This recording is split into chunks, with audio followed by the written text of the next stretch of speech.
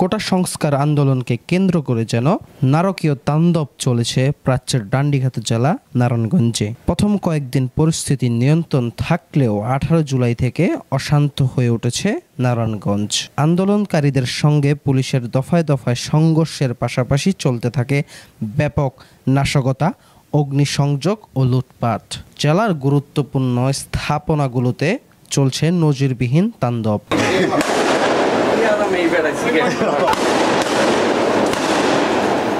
মূলত কোটা সংস্কারের দাবিতে গড়ে ওঠা অহিংসতা আন্দোলনটি হঠাৎ করেই সহিংসতা হয়ে ওঠে। এতে আন্দোলনকারী শিক্ষার্থী, সাধারণ মানুষ ও পুলিশ আনসার সহ অনেকেই হতাহত হয়েছে।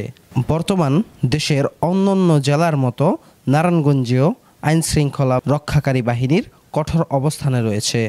তবে কোটা সংস্কার আন্দোলনের জেরে ধ্বংসযজ্ঞের ক্ষতিচিহ্ন এখনও সাধারণ মানুষের চোখের সামনে ভাসছে।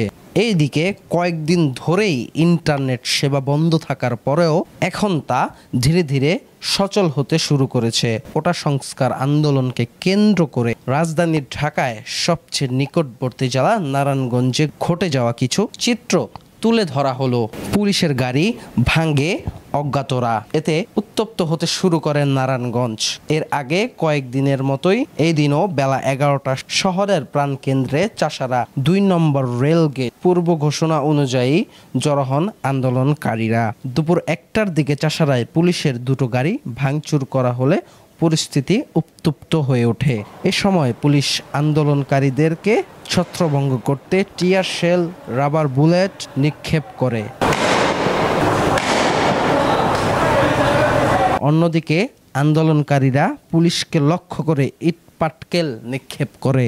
বিকেল পর্যন্ত চলতে থাকে ধাওয়া পাল্টা ধাওয়া। তবে ওই দিন সন্ধ্যার পর থেকেই ব্যাপক নাশকতা শুরু করে দুর্বৃত্তরা। ভাঙচুর, অগ্নিসংযোগ ও আঞ্চলিক পাসপোর্ট অফিস, শহরের 2 নম্বর রেল গেটের পুলিশ বক্স, জেলা ও মহানগর আওয়ামী লীগের অফিস, এসব সত্য খবরের পাশাপাশি মুখে মুখে ছড়িয়ে দেওয়া হয় আরো অনেক গুজব। আতঙ্ক, আগুন ও ভয়ের গুজবে পরিণত হয় পুরো জেলা। শুক্রবার সকাল থেকেই জেলা জুড়েই বিরাজ করছিল থমথমে অবস্থা।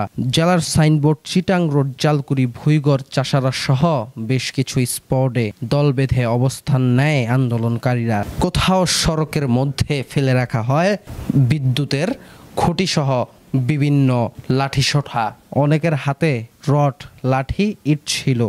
সেই সাথে আগের রাতে আগুন দেওয়া পাসপোর্ট অফিস, পিবিআই কার্যালয়ে সমান তালে চলছে লুটপাট। জুম্মার নামাজের পর ভুইগড় পার হয়ে পুলিশের বেশ কয়েকটি গাড়ি সাইনবোর্ডের দিকে মাইকিং করতে করতে ধীরে ধীরে আগাতে থাকে। এই সময় পুলিশের পক্ষ থেকে বিক্ষোভকারীদের নিরাপদ অবস্থানে চলে যেতে বলা হলেও তারা পুলিশের উদ্দেশ্যে ভুয়া ভুয়া স্লোগান দিতে থাকে। পুলিশও রাবার বুলেট ও টিয়ার শেল ছুড়ে তাদের ছত্রভঙ্গ করে দেয়। বিকাল 4টা পর্যন্ত থেমে থেমে চলে সংঘর্ষ।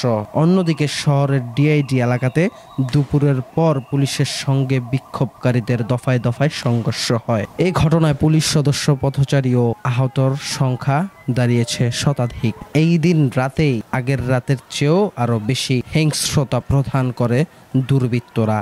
ফতুল্লায় অবস্থিত Nasim Osman Memorial park, Narayanganj club, Jalkuri যুব উন্নয়ন কার্যালয়, রপ্তানিমুখী প্রতিষ্ঠান, এসবি গার্মেন্টস সহ আরও বেশ কয়েকটি প্রতিষ্ঠান ভাঙচুর ও অগ্নিসংযোগ করা হয়। জালকুড়ি ডিপোতে হামলা করে ঢাকা নারায়ণগঞ্জ রুটের শীতল পরিবহনের 26টি বাস আগুন দেওয়া হয়। এছাড়াও বিভিন্ন স্থানে পিকআপ, প্রাইভেট সহ যানবাহন অগ্নিসংযোগ করা হয়। এই দিন পরিস্থিতি নিয়ন্ত্রণের সারা দেশে কারফিউ জারি করা হয়। বেসামরিক প্রশাসনকে সহায়তা করতে মোতায়েন করা হয় সেনাবাহিনী। তবুও নারায়ণগঞ্জে দমানো যায়নি দুর্বৃত্তদের। টাওয়ার জ্বালিয়ে, গাছ ফেলে সড়ক প্রতিবন্ধকতার তৈরি করার পাশাপাশি দুপুরে চিটাং রোড ও সাইনবোর্ড এলাকায় জড়ো হতে শুরু করে তারা। এক পর্যায়ে যৌথ বাহিনীর সঙ্গে আন্দোলনকারীদের দফায় দফায় সংঘর্ষ হয়। সিমরাইলে একটি মার্কেটে আগুন দেয় বিক্ষোভকারীরা। এতে ভবনটিতে আটকে পড়ে 37 জন পুলিশ সদস্য। পরবর্তীতে হেলিকপ্টার দিয়ে 37 জন পুলিশ সদস্যকে উদ্ধার করে র্যাব। এদিন যৌথ বাহিনীর সঙ্গে সংঘর্ষের অন্তত 4 জন নিহত ও গুলিবিদ্ধ, প্রায় 200 জন আহত হয়। রাতে সেনাবাহিনী পুরো এলাকার অনেকটাই নিয়ন্ত্রণে নেয়। সেনাবাহিনীর শক্ত অবস্থানে পরিস্থিতি ধীরে ধীরে স্বাভাবিক হতে শুরু করে। জনমনে ভীতি কাটতে শুরু করে। কারফিউ শীতলতার সময় জরুরি কেনাকাটা সারতে অনেকেই ঘর থেকে বের হতে শুরু করেন। বুধবার 24শে জুলাই কারফিউ শিথিল থাকায় অনেকটা স্বাভাবিক কর্মকাণ্ডে ফিরছে মানুষজন। স্বস্তির নিঃশ্বাস ফেলার সঙ্গে সঙ্গে বাড়ছে দ্রুত কারফিউ তুলে নেওয়ার দাবি। MS television desk report.